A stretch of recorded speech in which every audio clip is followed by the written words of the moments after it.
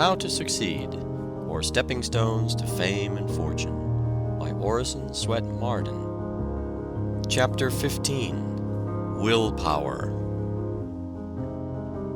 In the moral world, there is nothing impossible if we can bring a thorough will to do it. Wilhelm von Humboldt. It is firmness that makes the gods on our side. Voltaire. Stand firm, don't flutter. Franklin.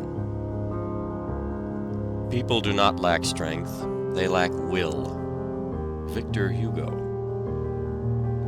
Perpetual pushing and assurance put a difficulty out of countenance and make a seeming difficulty give way.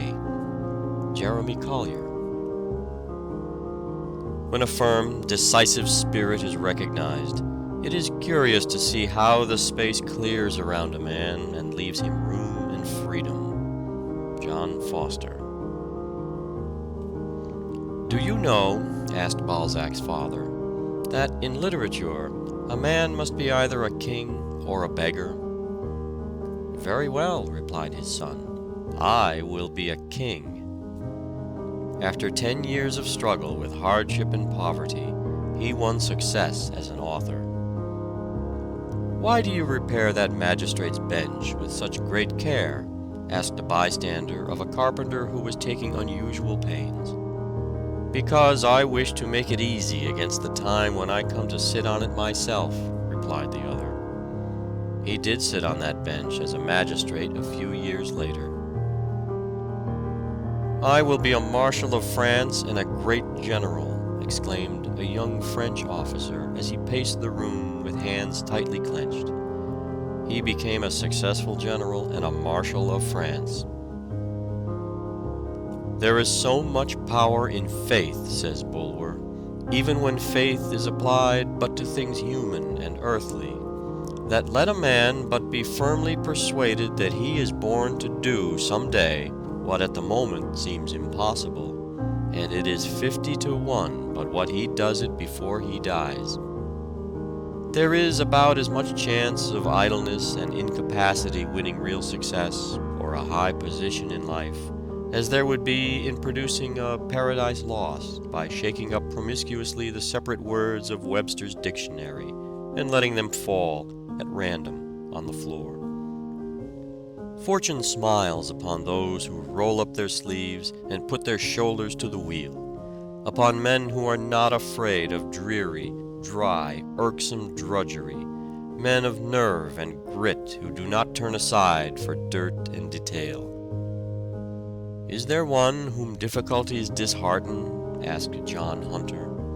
He will do little. Is there one who will conquer?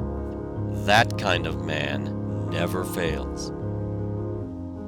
Circumstances, says Milton, have rarely favored famous men. They have fought their way to triumph through all sorts of opposing obstacles. We have a half-belief, said Emerson, that the person is possible who can counterpoise all other persons.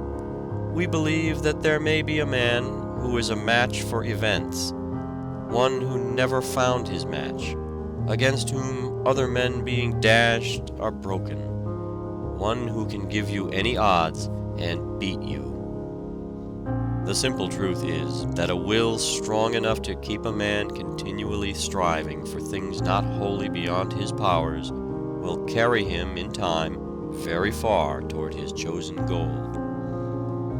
At 19, Bayard Taylor walked to Philadelphia, 30 miles, to find a publisher for 15 of his poems.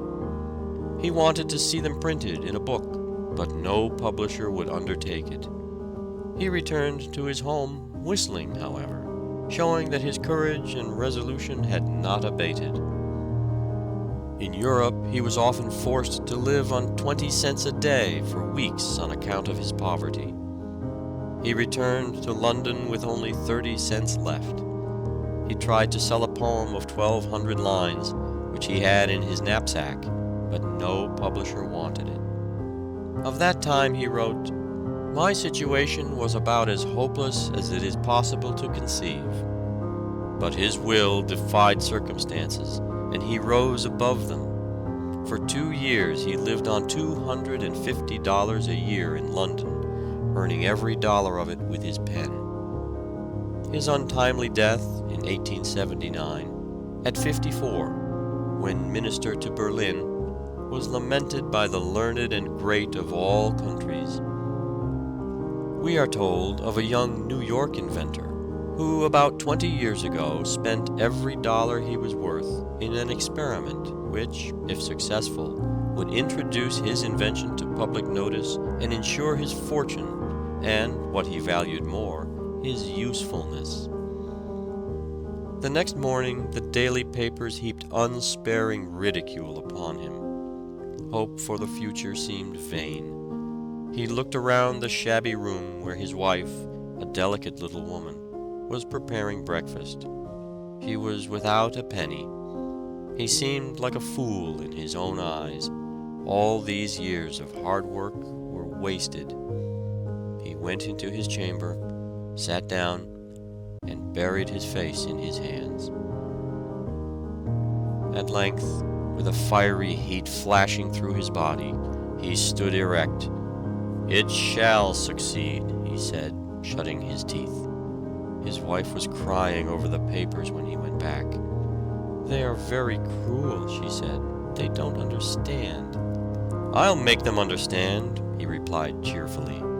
"It was a fight for 6 years," he said afterward. "Poverty, sickness, and contempt followed me. I had nothing left but the dogged determination that it should succeed." It did succeed. The invention was a great and useful one. The inventor is now a prosperous and happy man. Napoleon was a terrible example of what the power of will can accomplish. He always threw his whole force of body and mind direct upon his work. Imbecile rulers and the nations they governed went down before him in succession. He was told that the Alps stood in the way of his armies.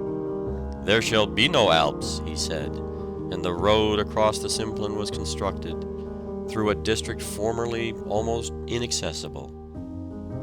"Impossible," said he, "is a word only to be found in the dictionary of fools." He was a man who toiled terribly, sometimes employing and exhausting 4 secretaries at a time. He spared no one, not even himself. His influence inspired other men and put a new life into them. "I made my generals out of mud," he said. To think we are able is almost to be so. To determine upon attainment is frequently attainment itself. Thus, earnest resolution has often seemed to have about it almost a savor of omnipotence. The strength of Suwarrow's character lay in his power of willing, and like most resolute persons, he preached it up as a system. Before Pizarro, d'Almagro, and De Luc obtained any associates, or arms, or soldiers, and with a very imperfect knowledge of the country or the powers they were to encounter, they celebrated a solemn mass in one of the great churches, dedicating themselves to the conquest of Peru. The people expressed their contempt at such a monstrous project, and were shocked at such sacrilege. But these decided men continued the service, and afterward retired for their great preparation, with an entire insensibility to the expressions of contempt. Their firmness was absolutely invincible. The world has deplored the results of this expedition, but there is a great lesson for us in the firmness of decision of its leaders. Such firmness would keep to its course and retain its purpose unshaken amidst the ruins of the world. At the Battle of Marengo, the French army was supposed to be defeated, but while Bonaparte and his staff were considering their next move, Desailly suggested that there was yet time to retrieve their disaster, as it was only about the middle of the afternoon. Napoleon rallied his men, renewed the fight, and won a great victory over the Austrians, though the unfortunate Desailly lost his own life in that field. What has chance ever done in the world?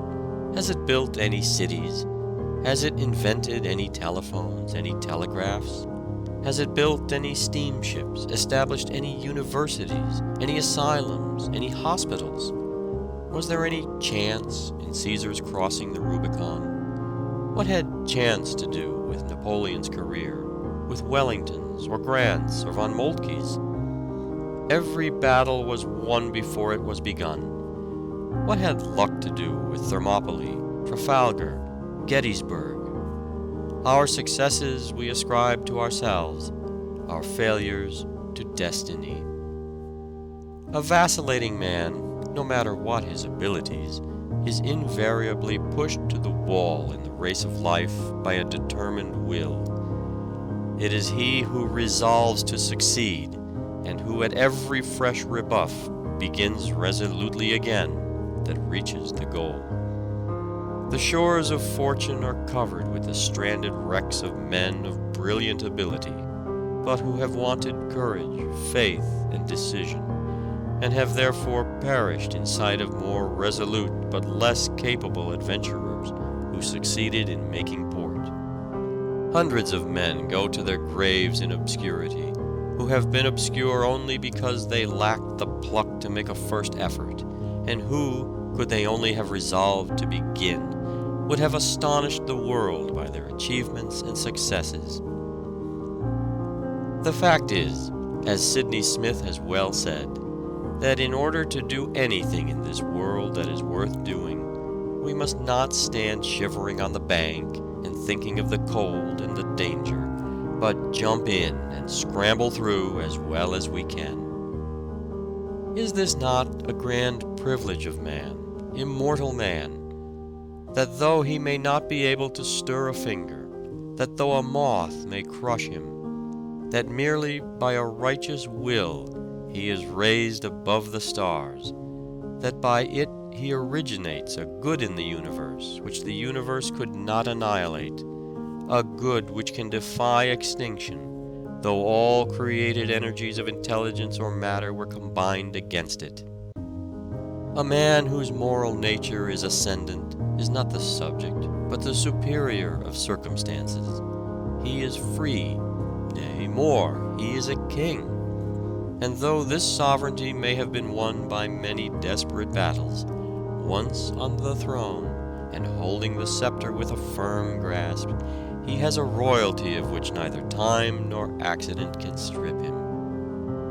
What can you do with a man who has an invincible purpose in him, who never knows when he is beaten, and who, when his legs are shot off, will fight on the stumps? Difficulties and opposition do not daunt him. He thrives on persecution. It only stimulates him to more determined endeavor. Give a man the alphabet and an iron will, and who shall place bounds to his achievements? Imprison a Galileo for his discoveries in science, and he will experiment with the straw in his cell. Deprive Euler of his eyesight, and he but studies harder upon mental problems, thus developing marvelous powers of mathematical calculation. Lock up the poor Bedford tinker in jail, and he will write the finest allegory in the world, or will leave his imperishable thoughts upon the walls of his cell. Burn the body of Wycliffe and throw the ashes into the Severn, but they will be swept to the ocean, which will carry them, permeated with his principles, to all lands. The world always listens to a man with a will in him. You might as well snub the sun as such men as Bismarck and Grant. Hope would storm the castle of despair. It gives courage when despondency would give up the battle of life. He is the best doctor who can implant hope and courage in the human soul. So he is the greatest man who can inspire us to the grandest achievements. Our remedies oft in ourselves do lie, which we ascribe to heaven. The fated sky gives us free scope, and only backward pulls our slow designs when we ourselves are dull. How much I could do if I only tried. End of chapter 15. Recording by David Marden.